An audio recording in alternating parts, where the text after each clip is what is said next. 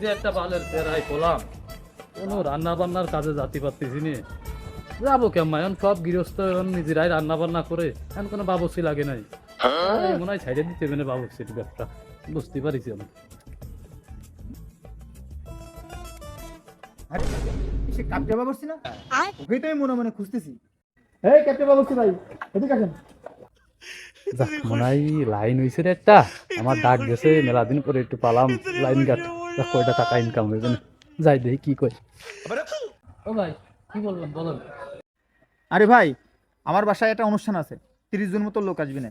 তা কি কি লাগবে না একটু বলো তো ভাই। 30 জন মতো আসবে না। আপনার গরুর গোস্ত লাগবে না 1 মণ, হলুদ লাগবে না 10 কেজি, লবণ লাগবে না 20 কেজি, তারপরে এলাচ লাগবে না 5 কেজি, গরম মশলা লাগবে না 10 কেজি, বুঝেছেন? আর চাল লাগবে না 2 মণ মতো।